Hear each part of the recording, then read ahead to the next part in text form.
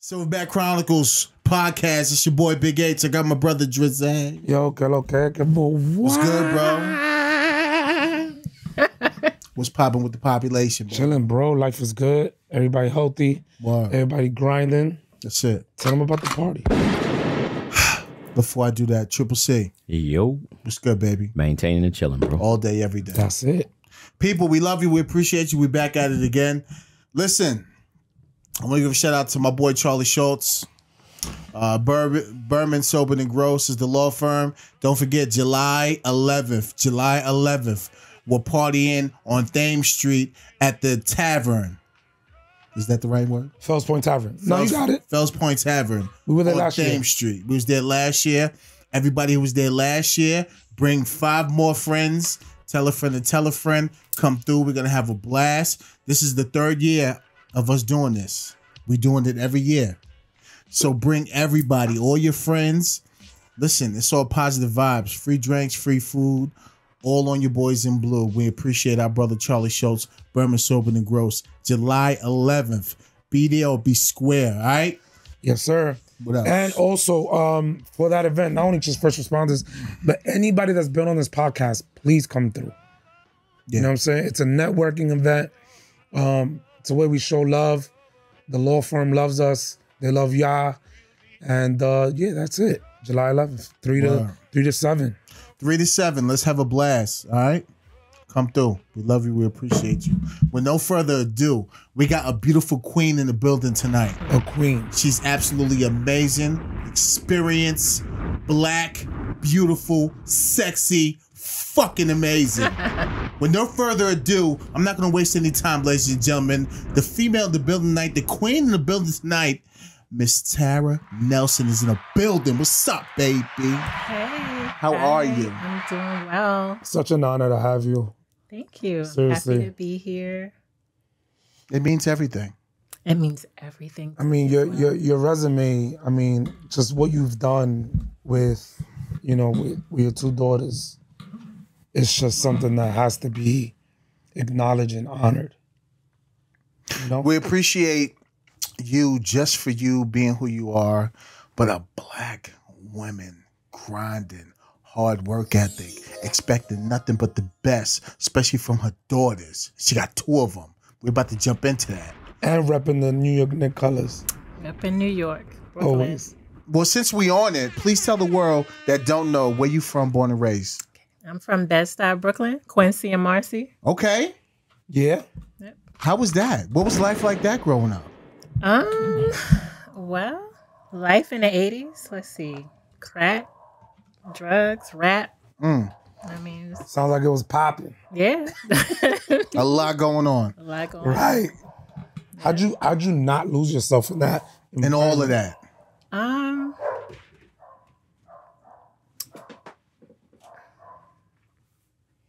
Because there's a lot going on. Let me think.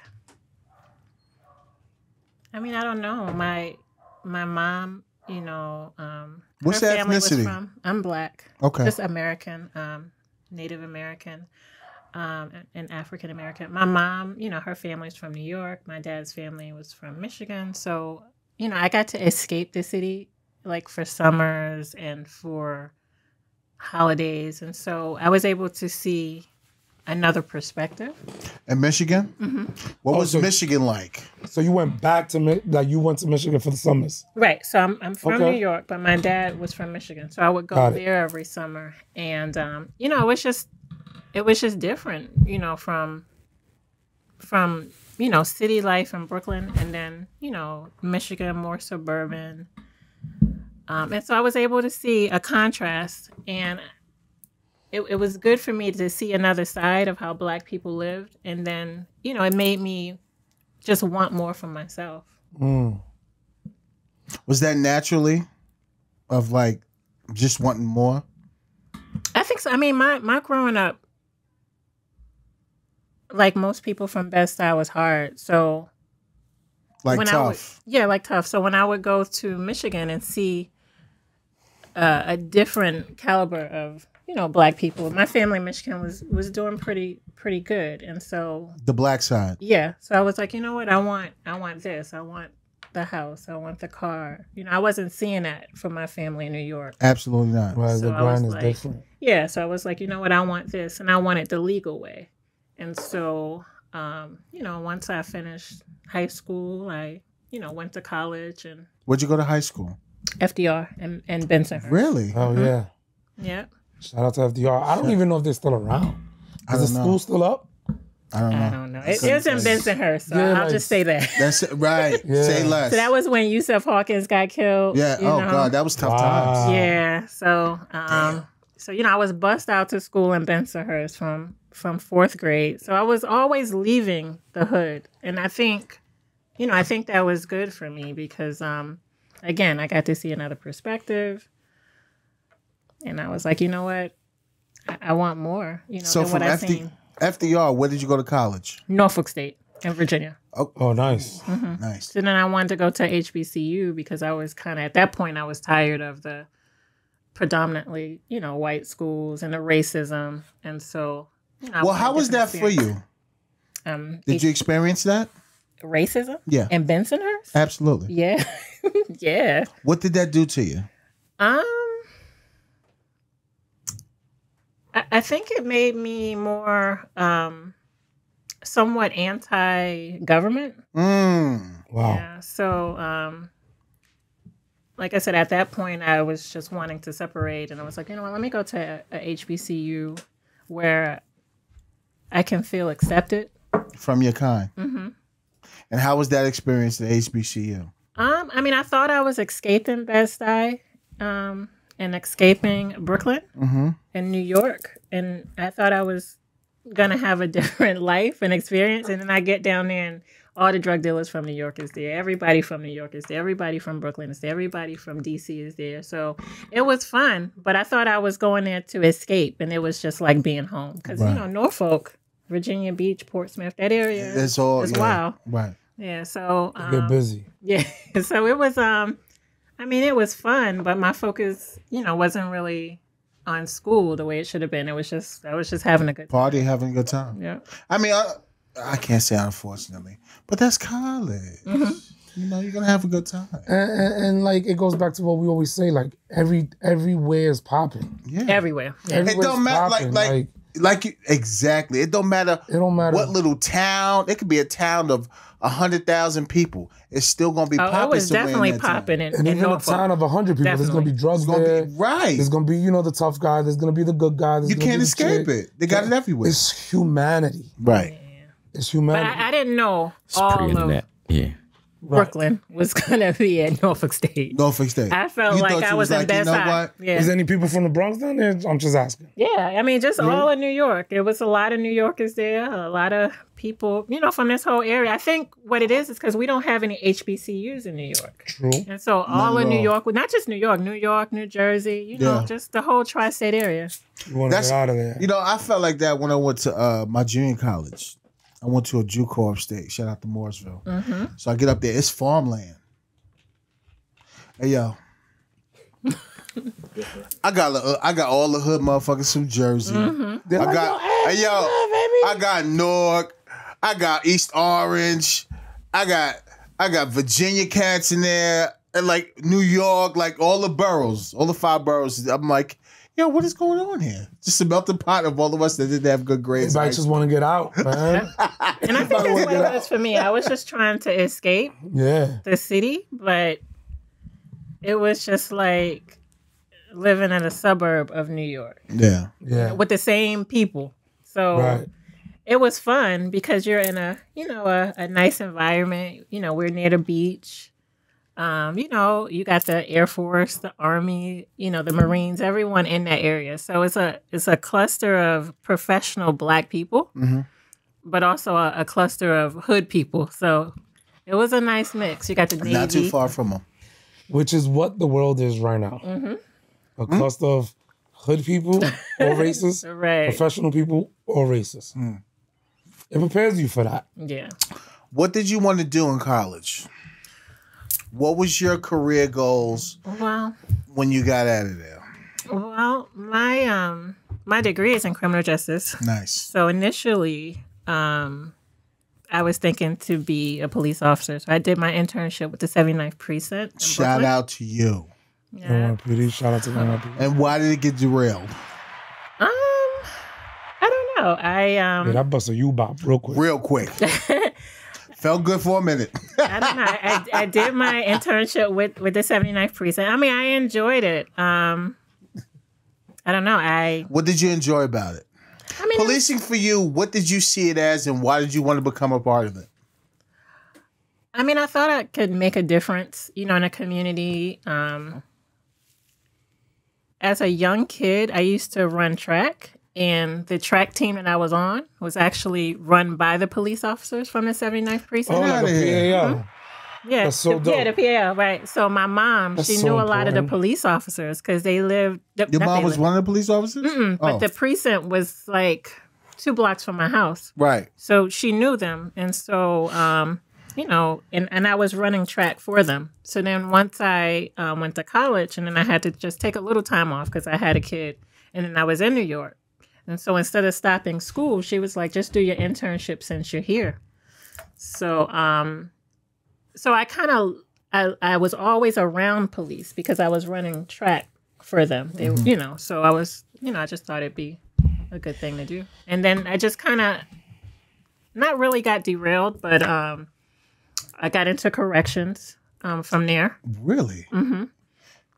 Wow, how did that come about? Well, like I said, I had the criminal justice degree, and then I had my daughter, went to Texas. And so near where I was living, there was a juvenile detention facility. So, and it was a little hick town, so there was really not a lot to do with my major. And so I started working there. Texas, huh? Mm-hmm. So I was in Texas for 3 years. What made you go to Texas? At the time, my husband was stationed there at Fort Hood. Okay. Oh, he's in the military. He's in the military. Right, so he was in the military. What branch? The Army. Nice. Mm-hmm. Shout out to the Army. Shout out to him. Yeah. So, Shout out to all branches. Word. yeah, so did that for a while. That was the first job out of college, doing corrections. And then from there, I went to do investigations for CPS. And so I did that for the rest of my time in Texas. Nice. So I investigated child abuse and neglect, take kids from the home, if there was any type of abuse, stuff like that. Then when I came to Maryland, I couldn't do that because in the state of Maryland, you have to have a social work degree. So then when I came to Maryland, I got into substance abuse. And that's what I'm still doing now. I'm a substance abuse counselor. That's dope. So you came back to Maryland because of your husband. Right. So I came to Maryland because we wanted to move close to New York, but Okay. not back to New York. DMV area. Yeah. So this was just a good area, 3 hours from home. I'm an only child. So, I wanted to be near my mom, but I didn't really want to go back to New York. Gotcha. It's a quick drive. Yeah. So Maryland was a good place to be. I had been away from home at that time for 7 years because I went straight from Norfolk State to Texas. Mm-hmm. And so I was just happy to be, back on the East Coast. And then once I came here, like I said, I got into addictions and I've been doing it ever since. I want to shout out all substance abuse counselors because my mom, she just retired from that. And Or shout out yeah, to yeah, moms. for real. She did like 30-something years. Wow. And society needs that because And they you don't guys get paid enough.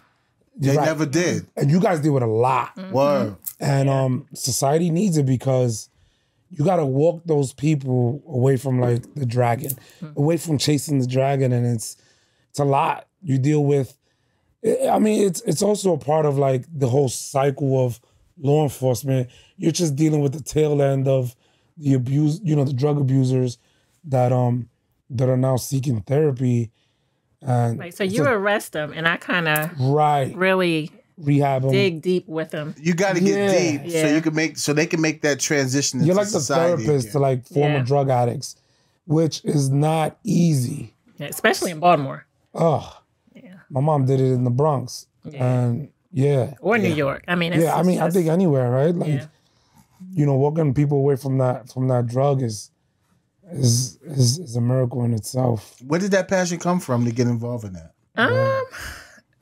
Because I know it is helping people. Seriously. I wouldn't, I'm not going to lie. I wouldn't say it was a passion. When when I came to Maryland, what I was doing in Texas, I couldn't do here because Maryland is a social work state, and I don't have a social work degree. My degree is sociology, criminal justice. Mine is sociology too. Yeah. So here in Maryland, all I could do is police, probation, or substance abuse. Gotcha. Because the degree, I mean, to be real, it's a bullshit degree. It is. You know, unless you have a master's. And so Which degree? I kind of... Sociology. Oh, sociology. Yeah. I just did it because I could get the fuck out of college. Yeah, but, Right, I mean, right. can we talk about sociology? That's easy. I was learning the educational Word. piece of everything I knew from the streets. Absolutely. So can we touch on sociology? Both of y'all. Sure. You and I, both of y'all have a degree in that. Absolutely. Well, I ain't got it yet. Oh, No. but Two classes away. There you go. Yeah. But Since sociology. 05. Well, I'm now- sorry, it's not a bullshit degree. Though. It's not a bullshit degree. It's a degree. It's a degree. Yeah, It's a but I degree. mean, sociology changes, right? With like, It's like anthropology, the study of man. well, how do you see it now, society? You mean like... If you could break like sociology when I was taking sociology is way different from like what it is now. Right. And How do remind you, I'm 50, so this was 30 years ago. So I don't know what it is now, but So what's your opinion on society right now? Like, what do you see? Like chaos. chaos? You want another shot before you go into that? No, How you see it, H? a lot of chaos. I mean, I don't know. I think society more, not for nothing, the majority of crime is coming from juveniles. Why is that? They're reckless. Why is that? No parents. And then when they do have parents, the parents, I think this phase is parents just want to have fun and let them kids do what they want to do. And that is not a good thing. Can I chime in with that? Please do. Absolutely. So what I see Good is point. Babies having babies. that too. And I would think that was all it was. But when I was working in the prison system, because when I came to Maryland, I also worked at Patuxent Maximum Security. Patuxent. Not as a officer, That's a but word, as isn't it? as a counselor. So what I saw when I worked in the prison system, and this is maximum security, is that, like you said, a lot of it is a single parent home, but that single parent that's in the home is never in the home, is working. So there's no dad, and then mom is working 2-3 jobs, kind of like I am. Me too. And so the kids are, you got the older kid raising the other kids, the dad on drugs. And so... I think it's just different. Because I grew up in a single family household. It was just me and my mother. You know what I mean? Love my father. He's he was always there. But of course, different household. But I don't know, my mother, she had me when she was 21. So we kind of grew up together. You know what I'm saying? But she always had that hard work ethic. And she always embedded that in me, instilled that in me, even to this day. And it's true, it takes a village because you can't do it by yourself. Absolutely. You really can't. But I think it's just different nowadays because they're single mothers, but they're single mothers that love welfare, that can work, but don't want to work. They desire to abuse the system that taxpayers like us, we pay for. And the government keeps allowing them to abuse the system and give them what they want. Instead of like, yo, you're healthy, get a fucking job, work. I think you'll see a difference if they implement something that make people actually work, that can work and really work. Get out there and get a job. I think you'll see a difference. Like it should be like a term, like maybe you could be on welfare for a year. I think it should be plans set in still for people that can work. Yo, work. If you need assistance, we get you, but don't let that be the end all be all. Right. Don't just coast on this. Right. Get out there. And when you in the do workforce. coast on it, it's unfortunate, but you coast on it and you're not taking care of the rebels that are out here. Because they're rebels without a cause. 1,000%. But please tell me, if I'm offbeat for what I'm saying, let me know because you do this.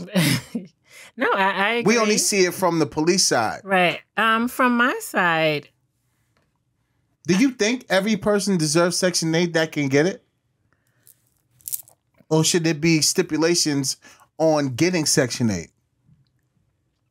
can you work as well as get Section 8? I'm okay with that too. Yeah, you I'm okay can with that. work with Section 8, but I think they you know, for example, say you work, then your rent will be higher than someone who doesn't work. Mm-hmm. You know, so I mean, I agree with a lot of what you're saying, but and I don't know what the answer would be. But what I do know is that if you are a single mom Mm-hmm. and all you're doing is working, then no one's raising our kids. Our kids are being raised by the daycare. Our kids are being raised by the schools. You know, just like a little bit of my story. I remember when I was, you know, just working with my daughter and, you know, after a while it was me. And, you know, luckily I did have some help from like the team she was on, Chris and other people. But without other people stepping up, then it would have been hard because I'm living in a state with no family. Now no you're support. right. It's two different topics. You know, so if the mom, if all she's doing is working, yeah, then like my story would be different because there's no one really raising the kids. Because if I'm at work until 6 and then, you know, you're picking your kid up for daycare and then everyone's at bed at 9, who's really raising the kids? So I think it's important to work, but I think it's important. I mean, we got to go back in how we're raising people. We need to work back on having double parent the foundation. households, because I really think, I'm a little old fashioned. I really think someone, I'm not going to just say a woman, someone should be home with the kids. I don't like my kids being raised by the internet, by TV, by daycare. I agree. You know, and so I think one reason, you know, knock on wood, I was able to have any success with my kids is that even though I worked, I had a job where I was home every day at like 1. And so my kids never had to go to aftercare. You know, mind you, I didn't have anyone to watch them anyways. So I had to find a job where I was home. And then like when we were, you know, on Fort Hood, you know, like when my husband worked days, I worked nights, you know, because I just really didn't want my kids to be in a daycare system where a lot of single parents don't have that. So what I seen in the prison system is a lot of them guys did have mothers and mothers that cared. But if you're making $12 an hour, you know, it's hard to be home with your kids. You're working 2 jobs. And then when you come home, you're tired. So the kids are kind of running amok. You know what? I agree with that. But my thing is, you know what? My mother refused Section 8. Same as my mom. She would never do it. She said, as long as I got a breath in me, I'm going to work. Yeah. And it was my grandparents. It was my father. It was a huge supporting cast in raising Ralph F. Horton II. I think parents need to truly understand what you're getting involved with when you're having children. Mm-hmm. Yeah. And we don't. No, we don't. Mm-hmm. You know now, what I'm saying? my mom was on Section 8. I am a product of Section 8. And there's nothing wrong with that. Right. I don't think Nothing wrong with that at all. So what I'm saying is that, you know, you can work with Section 8. So for example, let's say you're on Section 8 and you're making $25,000. Well, then your rent isn't going to be $100. Maybe it's going to be $700. So, I think a lot of people do take advantage of it, but I think 90% take full advantage. But for my mom, she always pushed education for me. Yep. And I felt like she did the best she can. She didn't tear up the Section 8 housing we had. You know, she did the best she could to raise me, which to is make sure dope. that I was eating nutritious, right? Yeah. Made sure that I went to school. You know, made sure that my grades was good, and so. You know, she was just doing, you know, the best she could. Shout out to mom. That's, right, absolutely. That's huge. I think if you revamp, the way I look at it, I think if you revamp Section 8 and award it to single parent families that prove that they're working. Bingo. Right? That's here's a bonus. Deserving of it. Right. Yes. So it's like, here's a bonus so you don't have to get 2 jobs to pay the rent. Now that sounds good. Now, I like right. that. So now I could just work that one job, maybe it's $30,000 a year. Right. Right? But like the government's taking care of my rent. That so I could be home. I could go for. You know what I'm saying? Definitely. So now I could be home. Mm-hmm. I get with a my couple kid extra dollars. instead of working 2 jobs. I agree with that. You know what I'm saying? I know that should be. You know, luckily once my marriage was over, thank God my daughter was older. You know, she was in the 9th grade, but I was working 3 jobs. You know, and that's sad. No single mother should have to work 3 jobs because then, like I said, you're not raising your kids. You know, luckily my daughter was in basketball, So, she was in a safe place where, the school pretty much, she was at school till 9 at night every night. So it She's didn't, busy all day. Yeah, Right. So you kept her busy. so it didn't matter that I was working. She was not home anyways. Yeah. But, if it wasn't for sports, I don't know where she would be because I had to work. I had to pay the mortgage. I was not in a relationship at that time. So Let me ask you a question. Mm-hmm.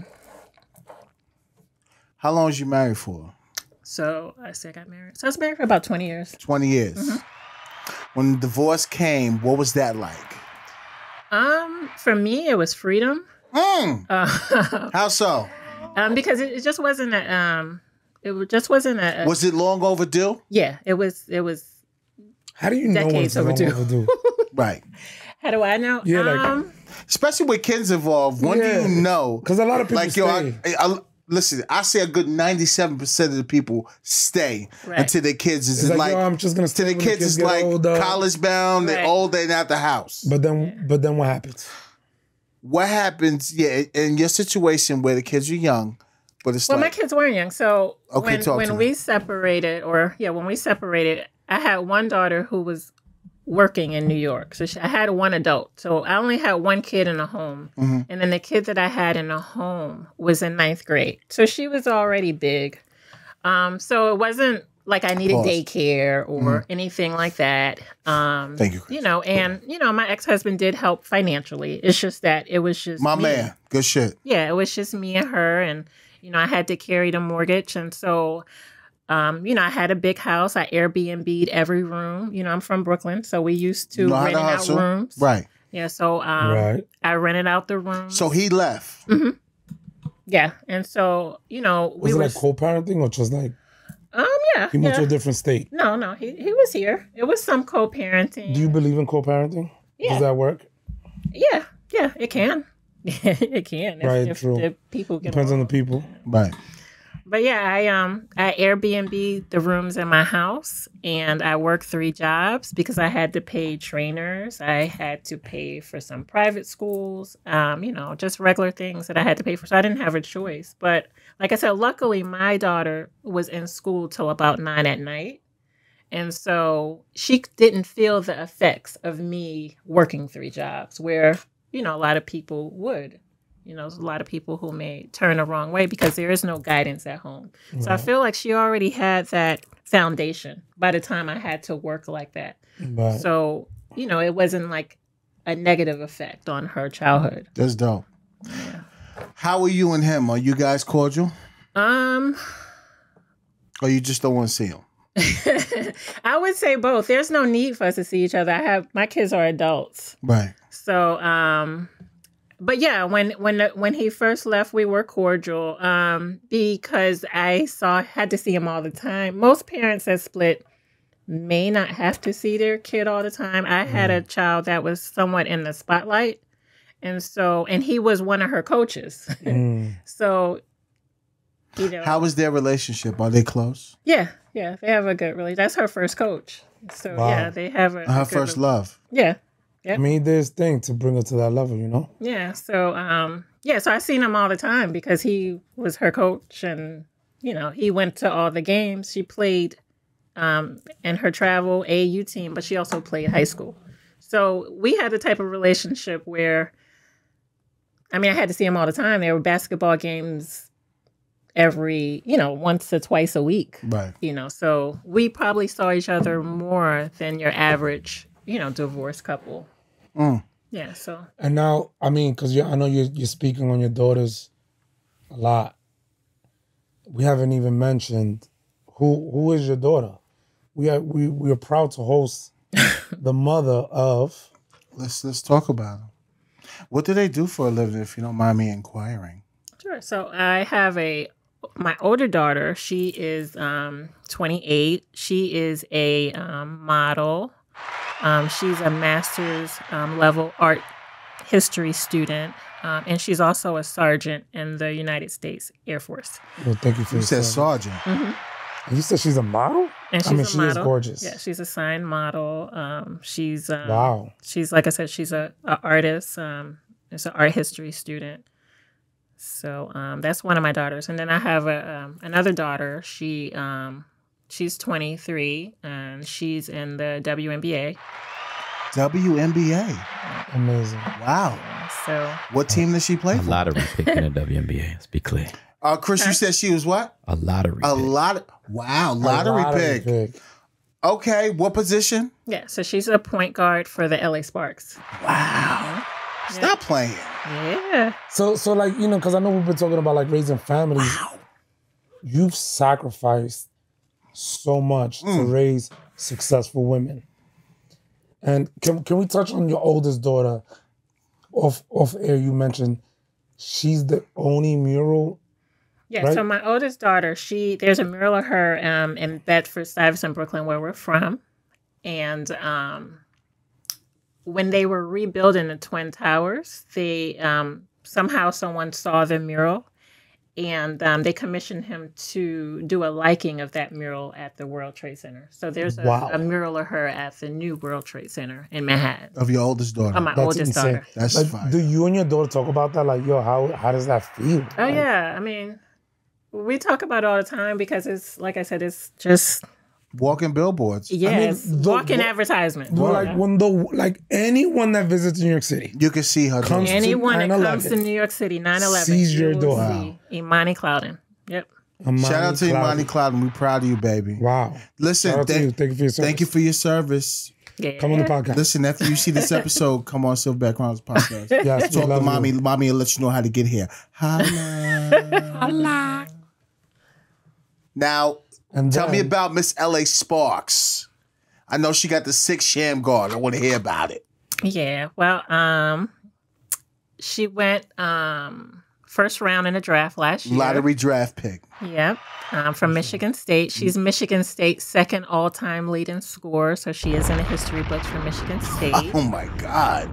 She insane. is 2 credits away from a master's. I'm proud of the basketball, but she was an A student, and she's also 2 credits away from a master's degree. So she's very smart as well. What's her name? Her name is Nia Clouden. Nia Clouden. Shout out to you, baby. What's up, mommy? Can I get a jersey? Word.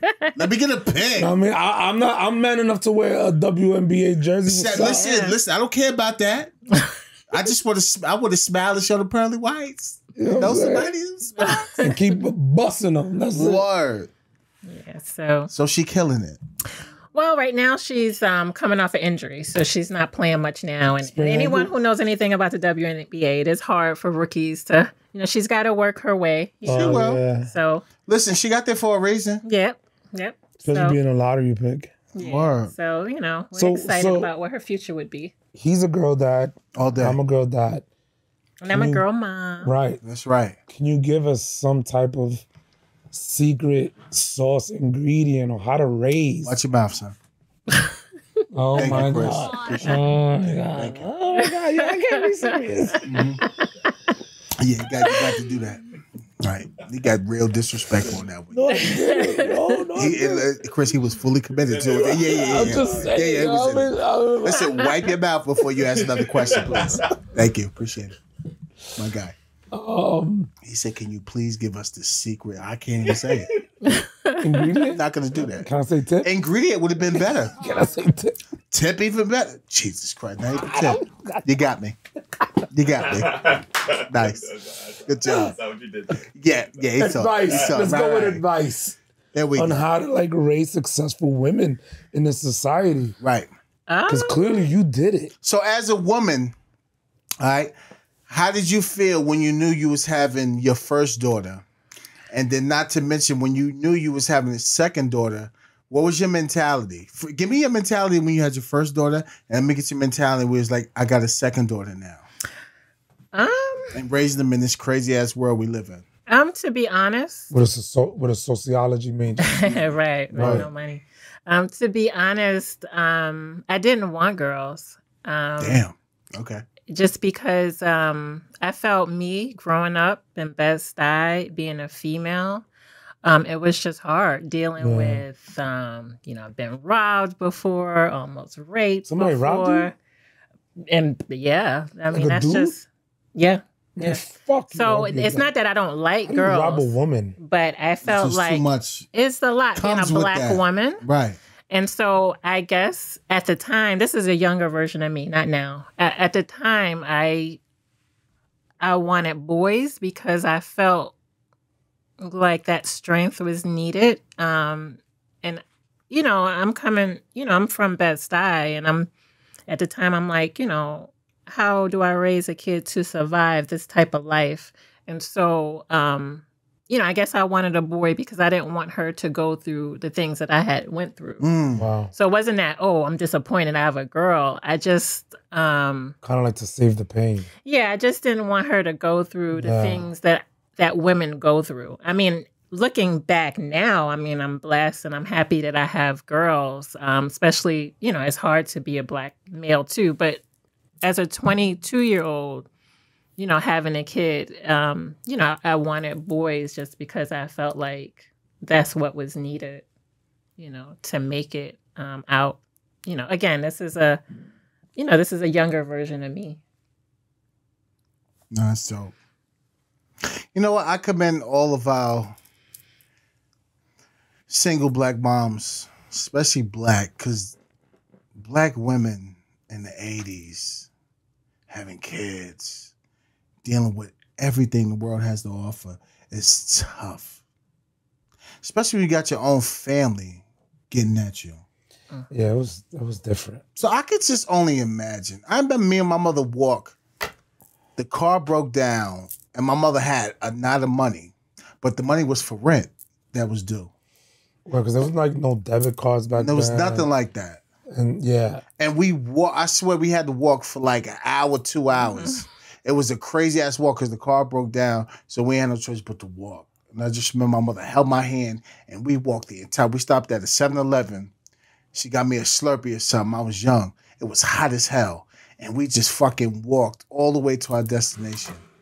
It was a vivid memory, but I do remember we had to walk because the car was broken down. And we didn't have a car. So wow. We were taking a train, bus, and walking everywhere. So, it's... and shout out to my mother. Today's her birthday. Ma, I love you. Happy birthday. June 10th. June 10th, baby. Birthday. I took moms out today. Would you with my babies. Yeah, I took her. She wanted to go to Olive Garden, so I took the girls.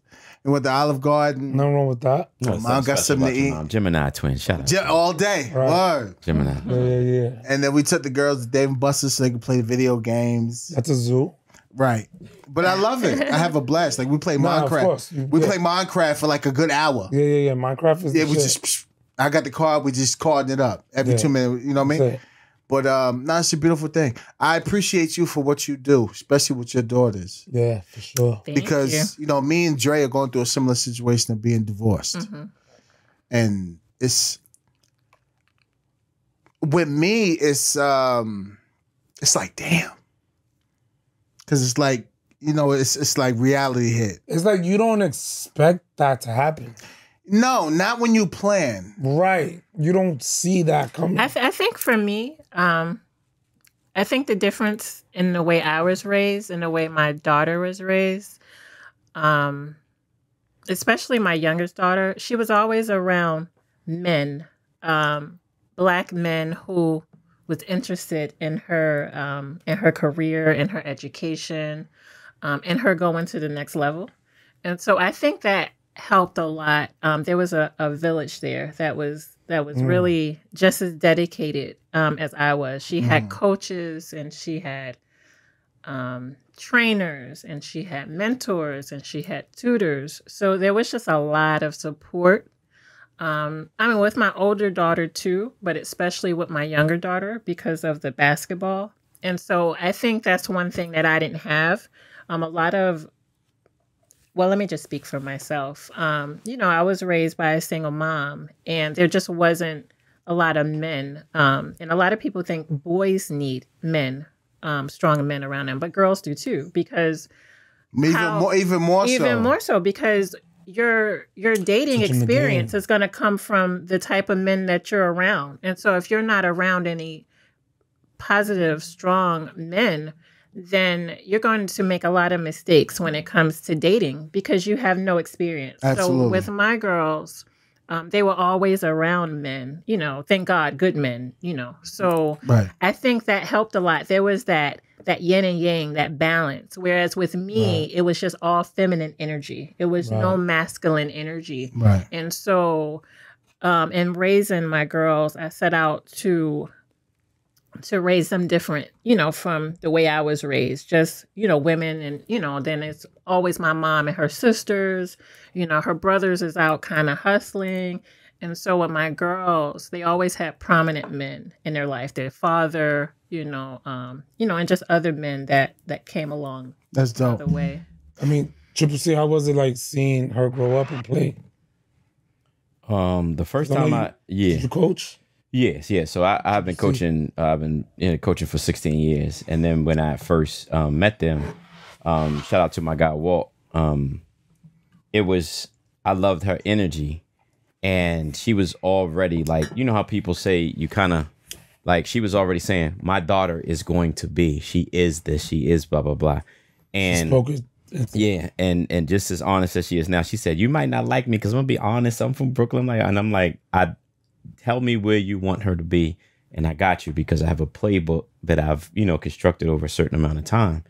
And it was dope just to see, once I learned about her, and I learned about Imani, and I learned about Nia, and she kind of realized that it wasn't just about basketball. I need to understand what she wanted to do with this, because again, this wasn't, WNBA was not like NLI wasn't around, so the college players weren't making money. They weren't doing this, that, and the fourth. So you had to really figure out how to monetize everything. So let me cut you off, because I remember one thing Chris said to me, and it stuck with me, because I was trying to figure out just how to groom Nia. And the one thing Chris said, he said, the same thing you do with Imani's modeling, do the same thing for basketball. And at the time, that wasn't really being done. And the same thing you do for your real estate. So with Imani, with the modeling at the time, I kind of just treated her like my house, like I would any house I was marketing, to help. You said marketing. Marketing, right? Because at the time I was selling real estate. Oh, you were selling real estate. So then you kind of left that out. Right. So yeah, I was selling real estate. So you a certified hustler. Right. Yeah. I do everything. Yeah. I do a lot of things. So I was selling real estate, and so I was marketing her like I would a house. I had a certain page for her. This is years and years ago, because she's 28 now. She started modeling at 13. And so then when it came time for Nia, I really didn't know what direction to go in, because I don't watch basketball. I'm not into basketball. I didn't know anything about it. So Chris was like, just treat her career the same way you treated the modeling career. And so that's what I did. Almost like Nia. Keep it simple. Right. Yeah. And so that's what I did. And, Chris, the coach kind of brought Chris in, because I think he saw that we had some girls that was special. And so, and then Chris kind of just helped me and to guide and direct me and tell me, which way her career should go. And so that's kind of how, and I just listened to him. I trusted him. I trusted Walt, which made me trust Chris. And I trusted our high school coach. And so, yeah, it was just a bunch of people who were just locked in to make these girls the best they could be. That's dope. So dope. Yeah. So dope. But Chris was definitely one of those people. Yeah. Shout out to Coach Shelton, man. Camden, New Jersey, man. He's down here at St. Francis Academy. He literally has he had Angel McCarthy, who was #1 pick. He had Nia's #12 pick, and then next is going to be Angel Reese at LSU. So they played together in high school. Oh wow! Yeah, so that team on the same team. Same team. Wow. Nia and Angel played together. Yeah, Angel played together for 2 years. I would hate to play against them. Ridiculous. They was washing people all up and down the East Coast. I've been crossed before, but like I never been diced up by a female. It's I'm just gonna watch. Yeah, I'm dealing with a sprained ankle now. I can't even deal with it. I'm good. Yeah, I'm good. So that's so dope. So this podcast, we're all active detectives. Right. We on the blue side. We love everything. We love everybody. How do you feel about law enforcement? Any pros, cons, good or indifferent? What do you think about it? Well, like I said, my relationship with law enforcement actually started out very positive, because like I said, I my start in sports was hosted by officers who volunteered their time, after work. So, so my start with law enforcement was always positive. Now, as you get to, the killings and all of that, just being a regular person in the community, of course, I had issues with that because, it seems like there's a force that's against Black people in general. And so there's a part of me that sees law enforcement as a hand of the government. And I'm not going to lie, I'm not a fan of the government. So, but I view people as people. I know that there are good officers and there are bad officers, just like there are good parents and there are bad parents. So, and we need Black officers. We need Hispanic officers, especially in our communities because they, understand the people. So, I would just hope that the officers would remember, who they are, because I feel like sometimes they forget. And that's where I have issues with it. But I think city governments across the country need to bring back the PAL centers because now kids will have a place to go. But I also believe city governments across the country should bring back or offer some type of trade. Whereas kids are learning some type of skill set. Carpentry. Right. Electrician work. Right. Hanging fucking drywall. Absolutely. I think that, because I think kids, for the most part, I think not every kid is a fucking Jeffrey Dahmer. That's an evil person. A lot of kids that get in trouble are just in trouble because either survival or they were at the wrong place at the wrong time. And I feel like if they had a trade, like, oh my God, tomorrow morning, it's Monday, I have a $75,000 job, I got to do some electrician work too. I'm going to come to the block, say what's up, but like by 5:30, 6 o'clock, I got to go. Because there's a certain responsibility that I have to do the next day. And if you teach these, TJ Smith on the podcast said it, teach these kids how to fish, especially with a bay, send them out there on a boat. Some may own a restaurant. Some may become fishermen. Absolutely. Guess what? That's more kids off the streets. That's a fact. You know what I'm saying? Yeah. And they're learning a skill set. You're fishing for crabs. That'll take care of their life. And it's like, if me and you, we peoples in high school, right? I'm a fisherman. You got a restaurant one day. Now, my man's buying the crabs right here. Me. I got all you need. And we're feeding the town. Right. Let's get this money.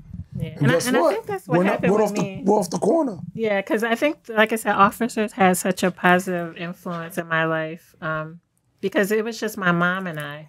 And so if it wasn't for the PAL and, running track, where would I have spent my free time? Just sitting on a stoop. And so defunding the police happened a long time before it was a chant. It happened a long time ago when these programs were taken away, in my opinion. But yeah, I think if you have more officers, like I said, when I was growing up in New York, officers were more involved in the community. And so, like I said, when I needed an internship, my mom, she knew all the officers in the area. So she just went to them and said, hey, my daughter, she's not in school because she had this baby. Can she do her internship here since she's stuck in New York? And it was like, yeah, because all the officers knew her.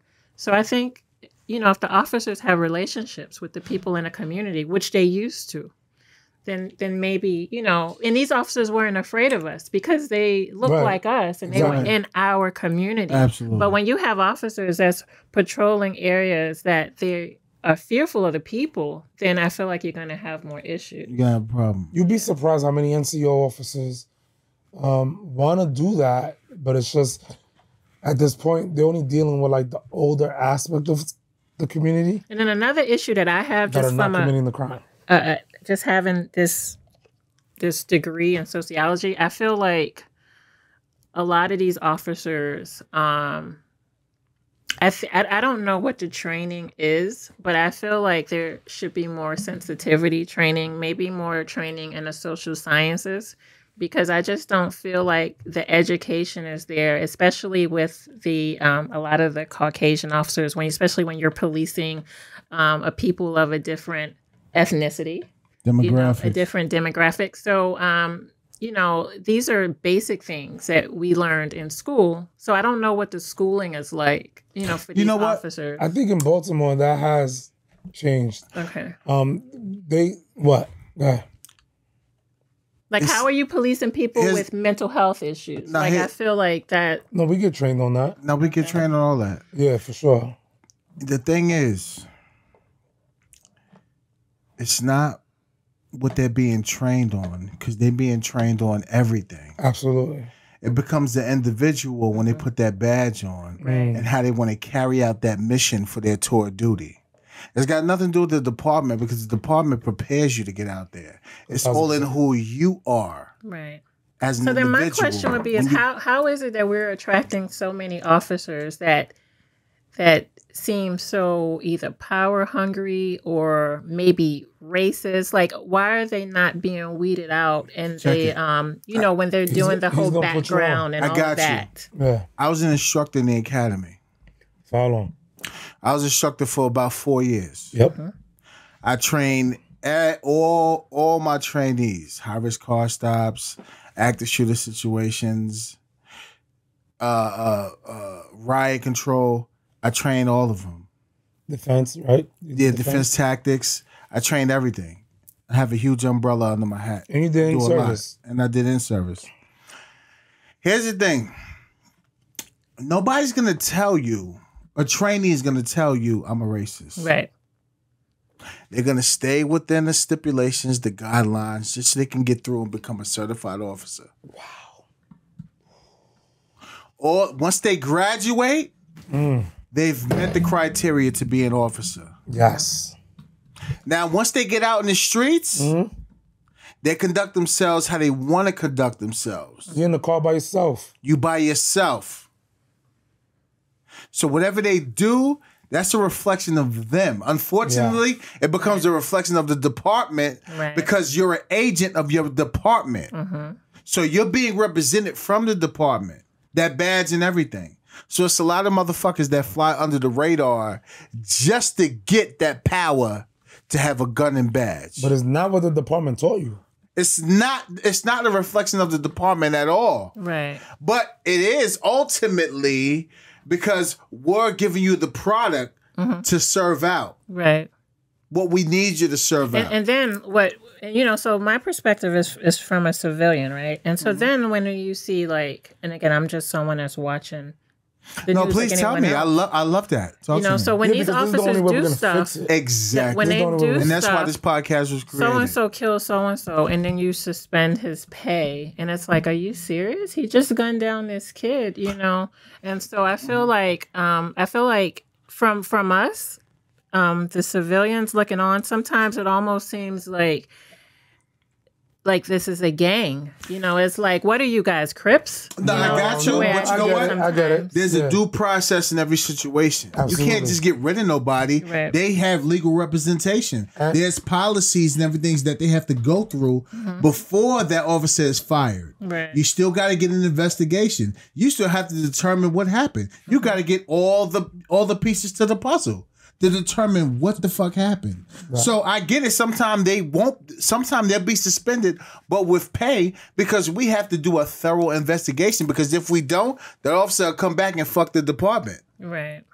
So there's a thorough investigation on everything. And also on a humanistic level, it's suspension with pay because that officer may have a family. You know what I'm saying? Like, at the end of the day, this is a job. We have to feed our families. No, I agree. It's just that I think in society we've seen enough officers that have gotten off, that have killed people unjustly. And so I understand what you're saying. In the investigation process, everyone deserves to be innocent until found guilty. And so why would you suspend the pay, if we haven't conducted, a trial, if you want to call it that. But what I'm saying is, once we know officer so-and-so shot this kid or this man who was just panhandling cigarettes, I'm just making stuff up, And we know that, like that situation in New York where the officers are wearing these shirts, oh, I can't breathe. And it's like, really? You're going to taunt these people? Like, it just seems like I think that was stupid. Yeah, it seems like very immature. You don't want to be a part of, and I'm not talking you. You don't want to be a part of the community. Of the change. You want to be a Crip. Because that's the way I see you. You have blue, and I'm not saying you, and I'm not saying all officers, but I'm saying this is the way a lot of civilians see it. To a lot of poor or middle class Black people, a lot of this stuff looks like gang stuff. It does, and I understand that you have to be together because as a person coming from corrections, I'm going to back my other officers because we are working together in a really dangerous environment. I get that. Yeah. But my loyalty would be to humanity first. I don't the picture that we're seeing, and again, the internet and TV, they play their own version of things. I know we don't really That's know. the biggest destruction to this profession. But that's why this podcast was created. Mm-hmm. Yeah, I appreciate you. Just spit it out the way it is, the way you feel. Because I'm with you on that. Listen, my pop's a G, you heard? So I seen how he talked to officers. Officers that was rude, though. And checked them and put them in their place. So that's was I was like, oh, I've never seen that before. So when I saw that, I was like, yeah, you could talk to because officers based on what we see, like for instance, it's sad because when I was growing up, and really I thought times was worse. And I don't remember having a fear of officers where now if I'm being pulled over, I'm having an anxiety attack before he even gets to the window because I just don't want any foolishness. And maybe it's not like that, but based on what we see, because the media puts their own spin on things, and so you got the people media. that are because they love drama. Yeah, the media loves to sell so that. we're afraid. A lot of people are afraid of these officers based on the bad officers that were able to keep their job and that were able to, whatever taunt. You know how many car stops are happening in New York City? Let's just take, because all of us are from New York and in Baltimore, right? You know how many car stops happen on a daily basis that we don't hear about? That is a successful car stop. That's one person that did not get shot that day during a car stop. We only heard about the one that gets nasty. Right. But then they blow it up and it rises to the top. And that's true. And it's only when it's a Black and white, interaction. Right. We don't hear about the white on whites. We don't hear about the Blacks on Blacks. You see what I'm saying? Right. And our community needs to wake up and realize, how many officers in the community, like we used to serve, that like we know what's going on, they know what's going on, and nothing happens. Hey, yo, you want to know why? It doesn't sell. No, the media is doing their job. They're putting us against each other. It takes us, but you know what? It takes us, the real ones, to get out there and be like, listen, this is really what it is. You see what I'm saying? But just to speak for myself, I will say that I've never had a negative interaction with the police. Every time that I have interacted with the police, they were fine. So like you said, this fear is being put out, by the media, because there's got to be more good officers than bad officers. But for us looking at there's way more. That's not what the public gets. The Black public. I don't know. White public, I think they feel protected by the police. And they call the police and the police come. But for us, I think that, it's just a different feel, how we feel about the police. But like I said, if I were to speak just personally, no incidents or whatever, just my personal interactions with the police, it's all been positive. Anytime I got pulled over, it was never no foolishness. Right.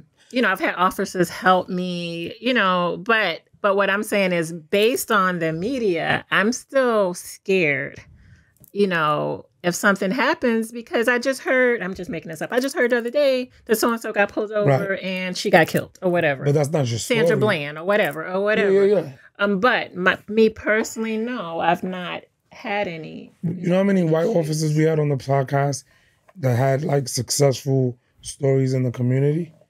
It happens, but a lot of times too, and when the community needs to understand that like what happened to your man, it's not what's gonna happen to you, because your man had a gun in the car. Right. You don't have a gun in the car.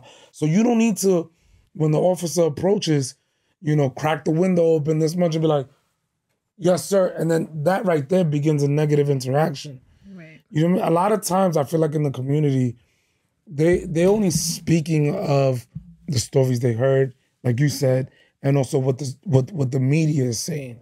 Right. If you take it for like a case-by-case basis, it's really not that bad. Right. Like, as long as there's respect. Now, if you get an asshole cop, then you have every right to file a complaint. You have every right to take it a step further. But follow the protocols. Right. Don't be ghetto Right. and just running your mouth just to run it. Follow the protocols. Get that gentleman's information. Get his badge number. Go down to the precinct. Go down to the what we got. What? We don't got precincts. We got districts. Okay. Go to the district. Speak with the desk supervisor. Get that officer's information. Let him know this is what happened at time, place, date. This officer treated me bad. You know what he's going to do? He'll do a thorough investigation. He's going to go down to ID. Yep, I agree. Send that down the chain of command so they could do a thorough investigation on what happened. Every officer's got body-worn cameras, so that should be activated on every car stop. Right. So Body-worn cameras have helped. You got to do your due diligence so you can get the result that you want. You can't just bitch and complain, just to bitch and complain and just start riots because for what? Because you didn't do your due diligence to do it correctly? You know what's the problem now with society though? They're not like us from back in the 80s and 90s. They're soft. So if an officer is stern but polite, there's a difference. You could be stern and rude and you could be stern and polite. Ma'am, can I please see your license? Sir, how are you? I'm fine. Can I please see your license? What's the attitude for? There's no attitude. I'm asking you, let me see your license. A lot of times society now can't handle a stern, direct question. Right. So they're like, a lot of times what you rude about? It's not I'm being rude, I'm just being direct. That's the problem now. Society's soft. Because I don't have to be like, hey, sweetie, what's up, baby? What's up? Right. How you doing? Because the minute I say, what's up, baby, that's we a friends complaint. now. Right. And we're not friends. Right. You know what? It's a damn if you do, damn if you don't. Every car stop, I must say, I never had any issues. I'm in a different capacity now. But if I stopped you, I stopped you for a reason. Mm-hmm. So if you went to a stop sign, listen. Own up to it. Before, it was, how you doing? I'm Officer Horn, Baltimore City, Northeast District. The reason for the car stop is you went to that stop sign. So all I need is just your license and registration, please. Stand by. I'm not going to jam you up. Let me just make sure you're good to go. I get the information. I run the check. They're good to go. Guess what? You just get a stop receipt from me. Mm-hmm. You don't get a ticket. You don't get none of that. I just want to make sure you're okay to drive. You have a valid license. That's it. And with that, you subconsciously letting them know, like, next stop sign, there could be a little kid chasing a ball. Exactly. You want to know why? Because it depends on the area, but there's areas where people just want to run through stop signs. Yeah. And it's a For example, Bailey and Mayfield, there's no stop sign. There's no stop sign. I mean, there's a stop sign, but there's no light there. Right. And that's a busy ass intersection. It's busy. I need you to stop there. Why? Because I don't want you to hit nobody. But you know what I'm doing at the same time? I'm building rapport. Mm-hmm. I'm utilizing me being an officer. I don't have to give a ticket. Why? I just want to talk to this individual. I know where he lives. I'm here now. Listen, I patrol in this area. There's a lot going on. So listen, I need you to be on your P's and Q's. Everything's okay, but please don't go through a stop sign. Kids are in here. It's a nice residential area of homeowners that work hard. Right. Who want us to do that. Believe it or not, who want us to patrol. And when I was in the streets like that, when we was in the streets like that, I don't give tickets. No. For what? I was there before. I rode dirt bikes. I did all that. But you know what? You know what gives a ticket? What gets a ticket? Your attitude. Right. And also, like, you crashed and, now. If I can't help you, bro, you did it to yourself. You did it to yourself. You did it to yourself. You get a ticket. But I think it's something that they're measuring now that y'all are talking about that people need to pay more attention to. It's not about IQ. It's called EQ, emotional intelligence. You came with that before y'all were cops. Like you said, y'all, the things that we went through won't allow us to do certain things to certain people unless it requires it. A certain level of aggression, a certain level, just in general, even if y'all weren't cops. You see what I'm saying? So y'all realize that on both sides of it, what that represents. This is for anybody who is in a position of power, whether it be a cop, a boss, or anything. And you talked about this on John's show. Like, nobody's going to disrespect me. Right. You see what I'm saying? So finding a way to be emotionally intelligent enough to understand that I got the power in this situation, dog. I could do whatever I want. I'm not, though. You have a good day. You have this, that, and the four. That's the thing that more people in all areas need to really start to. What is your emotional intelligence? What's that level that you know you can take, and you because in a lot of situations, again, I'm just speaking from being on the civilian side for y'all. Y'all have been shot at. Y'all have been this. Y'all have gone through 30 more things than any other cop that I've heard from or talked to. That was before y'all was cops. That was how y'all was raised. Y'all was raised with a high EQ. So y'all could see certain things. Now, everybody can't be raised like that. But how do you teach that into a, you know what I mean, like real talk, like, and I don't want nobody monetizing off of what we're doing, but how do you make that into a class so people can understand that? They can't, because we different. You know what I'm saying? I mean, so EQ you're a stressful cause when you hear your partner get into a shooting and you like a mile away and you got to get through traffic to get there to help them. But when you get there, everything's done. What do you do? I mean, we had a guy, shout out to him. Same exact thing. And also Heavy. Yeah. But you know what I think, though? I'm coming from just like just a criminal justice background. I don't think that people feel like white and black people are policed the same. And just from a person that's worked in the prison system, black people are not committing the most of the crimes, but we are getting arrested more than our white counterparts. Like, you can walk in any prison. That's a fact. You can walk in any prison in this country. I've worked in jails in Texas. I've worked in prisons in Maryland. I've worked at BCDC in Baltimore. When you go in any of these jails, all I see is Tyrone, Malik. So what I'm saying is, you're not, now not you guys, but I'm saying we're not being policed the same. We're not being arrested the same. I don't believe that we are committing the bulk of the crimes. We're not the bulk of the people on welfare. But when you look at it, and so it's not just about the policing, it's about the whole judicial system, because we, you know, if Brandon commits a crime, you know, maybe he gets a slap on a wrist and probation. And then when Malik, you know, commits the same crime, Malik is getting time. So I think that's a lot of the problem too. And so I think that's been the problem. That's the main problem. And so we don't feel like we're policed the same, because you see the side that you do, which is you're the police. But when you go and you actually walk, I remember the first time I walked into prison, I thought I would be afraid, and I only usually work with men. But instead of being afraid, I was sad, because I'm looking at all of these men and they look like me. So let me ask you a question. You're from New York, you worked in Maryland. Let's talk about a neutral ground like Texas, where the Latino population is heavy. How would you say it was the same in Texas? Well, the part of Texas that I was at, and we're talking Fort Hood, and so it was not like a big Latino presence, because this is military. So military is just black and white. So yet again, all the inmates are black. Wow. Not to say there was no white, but I'm talking 80% black.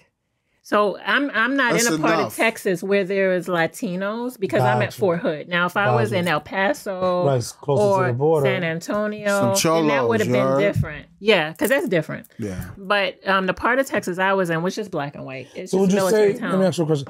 Would you say it's based on the state or like the population? Because if you go to Kansas or maybe like Montana, majority of the population in Montana is going to be white criminals. Right.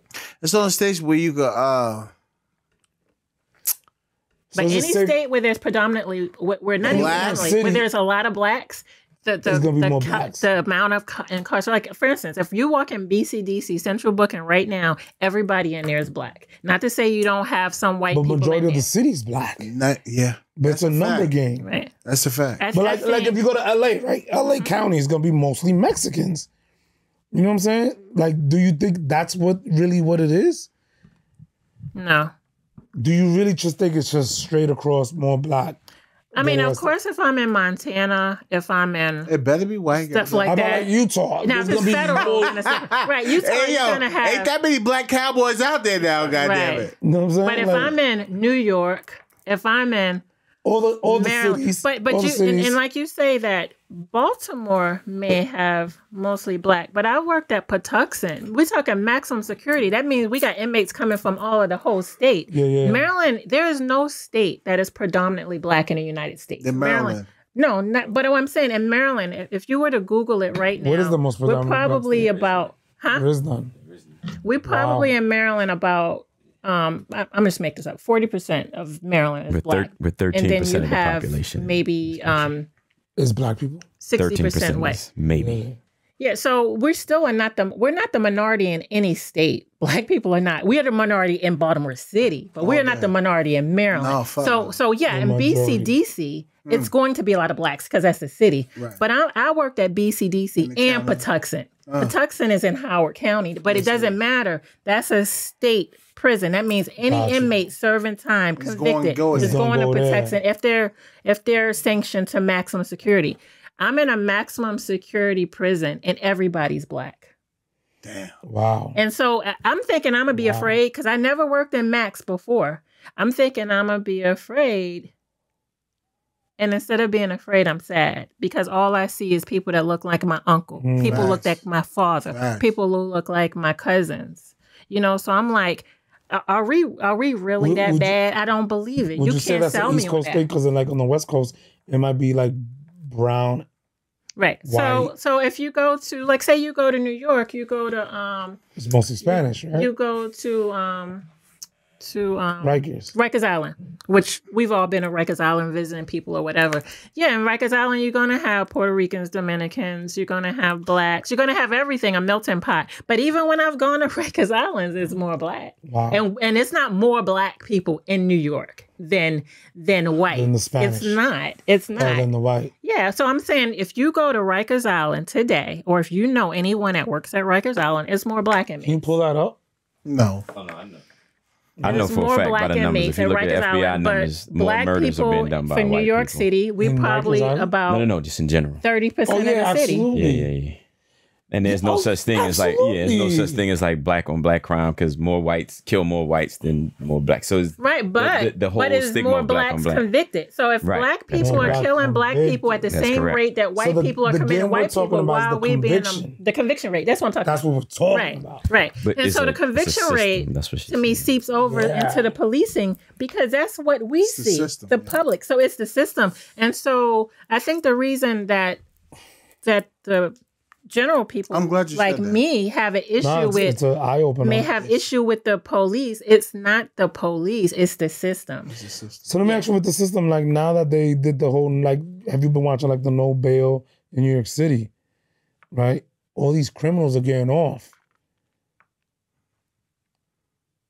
Like, I haven't been following it. Oh, I'm I sorry. haven't, no. So like a lot of people in New Educate York me. City now that commit, like, let's say non-violent crimes Mhm.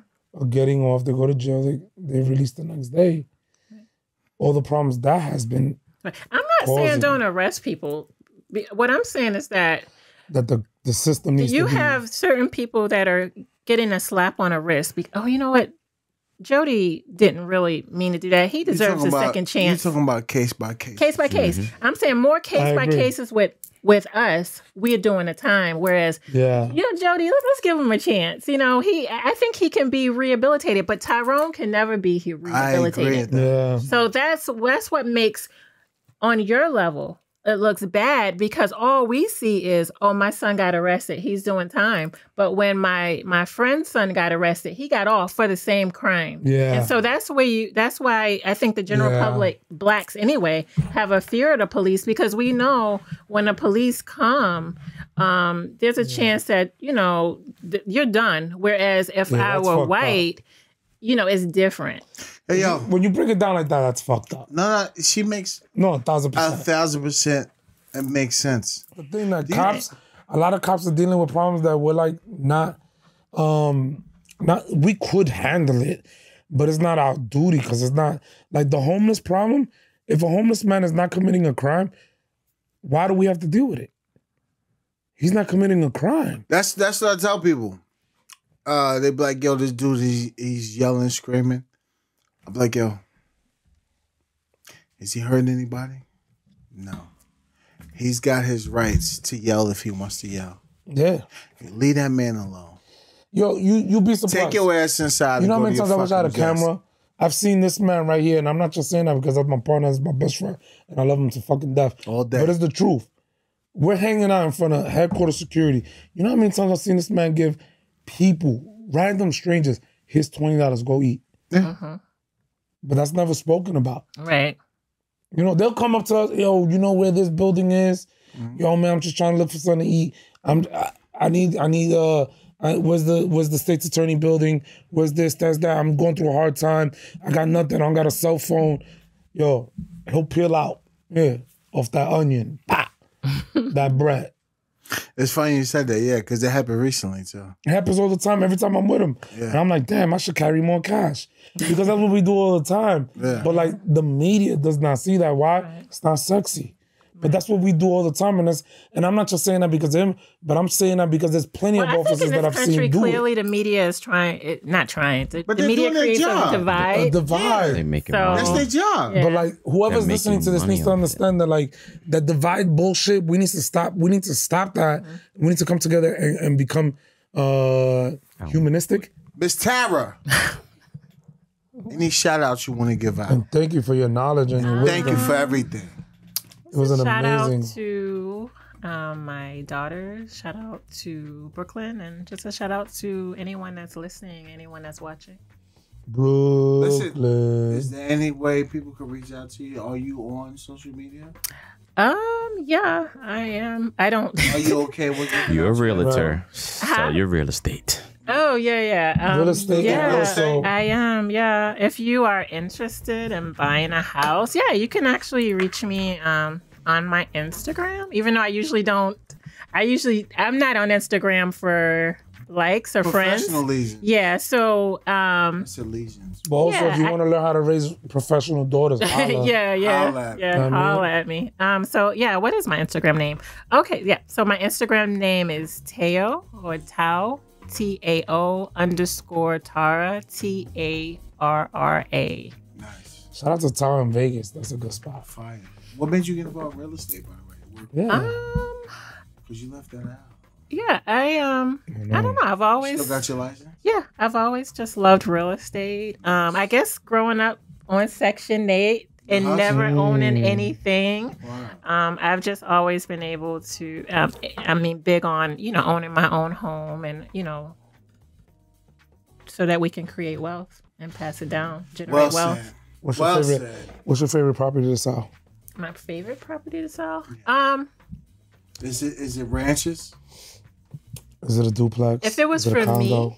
I love ranchers. That's my favorite. It's the best. But Really? but for investment purposes, which is what I like to focus on, what I'm focusing on with my girls. Yeah, I like duplexes. I also like just regular row homes. Okay. They're affordable, especially if you're like a police officer. Well, what do they you have like? this, What do you like to sell in the city? Yeah, so I like Row Baltimore home. I City. know you do.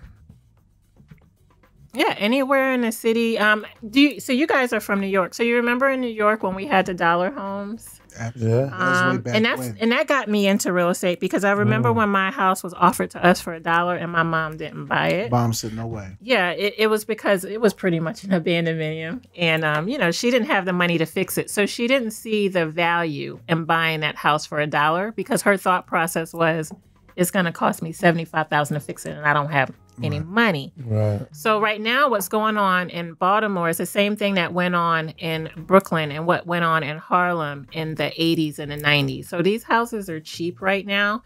And so, but if you go to Bed-Stuy right now, you go to Harlem right now, I know my childhood home sold for $1.4 million. Yeah, the brownstone. But this is a house that was offered to my mom for $1. Yeah. So this is a great time to buy in Baltimore because I promise you in 20 years, a lot of these homes will be worth a lot of money. Yes, they will. So buy something you can afford. There's plenty of houses for $100,000, $150,000. There's houses that are $5,000. You know, they're you can't live in them. You know, you may have to take out a loan for, you know, Play the long game. $100,000 to fix, but a house for $100,000 that in 10 years might be worth $250,000. I mean, Facts.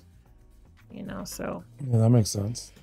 But yeah, just to get in the game, just get something, you know, get something that you can afford and fix it up. Let's play a little Monopoly. Right? All right, let's go. Let's do it. With the Roms. That's it. Huh? It's Monopoly. Oh, yeah. Right. Shout out to you for raising two phenomenal, beautiful, intelligent black women. One that's serving with a purpose. The other one that's serving alley-oop Who's serving the ops on the other team. on the b-ball court. On the courts. To get to that level. Actually, they both serving the ops. One in the military and one in the league. What's up? To get to that level is tough. Extreme hard work. A lot of people don't fit the criteria. But you did it. You're the foundation for them. And their father. Mm-hmm. Father plays a huge role. Absolutely. I'm a girl dad. I got 3 of them. And I'm more than like stank on shit. I don't play. At all. Mm-hmm. But I want to thank Miss Tara for coming out. She blessed us. We spoke real stuff, real topics. I love her insight. That's why this podcast is unique. Because there's no prepping. We just ask you questions and you spit it the way you spit it. That's it. It's okay. It's okay to have a discussion and not meet in the same general area. It's so listen, everybody thinks how they think. Everybody's different. Everybody's unique. Human beings are different. There's no right answer. You know what it is? It's just talking, thinking. Tell me why you thought that way. How does that make sense? Help me help you. Let me understand it. That's all it's about. That's why this platform is different. Because you got 2 active detectives that do this and been doing this. We got a federal guy, Triple C, that knows everything. So we appreciate you. Dre. Peace and love. Shout out to Silverback Chronicles. All day, every day. Shout out to Savage Tacticians. All day, every day. Shout out to Tara. Shout out to Tara. Shout out to everybody. Word. Peace and love. Triple C. Blessed are the peacemakers. My peoples, we love you. The party. Episode 151. Don't forget, July 11th. We meeting at the Tavern, Thebes Lane, Fells Point Tavern. 1600 Fells Point Tavern. You said 1600? Thames Street. 1600 Thames Street. Fells Point Tavern. Yes. July 11th. Shout out to our brother, Charlie Schultz. Berman, Sobin and Gross is the law firm. We love you. We appreciate you. Tell a friend and tell a friend. July 11th, be there. All right? Don't play. Take the day off. Take the day off, all right? We love you. We appreciate you. Keep tuning in. We'll see you next time, all right? Be easy.